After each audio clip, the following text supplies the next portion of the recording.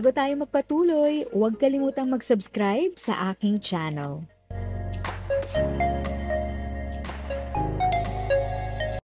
Thank you sa pag-click ng aking video. Good day po sa lahat ng mga nanonood. Sa mga bagong viewers at napadaan lang, by the way, I'm Tita Eda.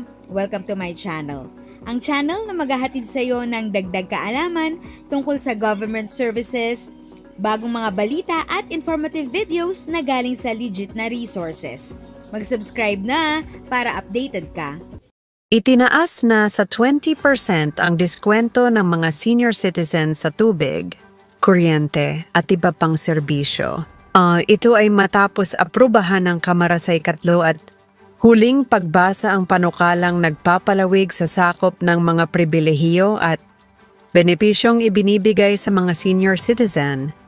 Sa botong 177 at walang tumutol ay lumusot ang House Bill 11400 na nag-aamyenda sa Expanded Senior Citizens Act o Republic Act 7432.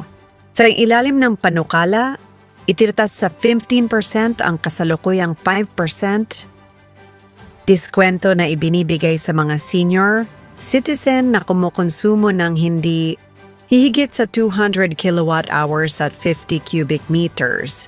Subalit ang billing statements ay dapat nakapangalan sa senior. Isasama rin sa 20% senior discount ang pagbili maging online or offline, direct or indirect o dumaan sa third-party platform ng gamot, food supplement at vitamins, health professional fees, golf at country club services, transport network services at toll fees sa skyways at expressways. Nilinaw din sa panukala na dapat ay exempted ang mga senior citizens sa Unified Vehicular Volume Reduction program o number coding, subalit dapat sila ay nakasakay sa pribadong sasakyan. Kabilang din sa exemption ang pagbibigay ng libreng parking fee sa lahat ng senior citizens sa kanilang sasakyan na paparada sa commercial o government establishment na naniningil ng parking fees. If sa tingin mo, natulungan ka ng video ko na ito, nakasave ka sa oras mo, you can click yung thanks button at any amount ay malaking help sa pag-grow ng channel ko. Yan lang po muna ang aking update. Sana ay nakatulong na dagdag kaalaman ang aking shinare today.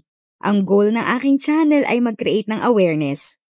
Kung ganitong mga topic ang gusto mo, panoorin mo ang mga videos ko na ito.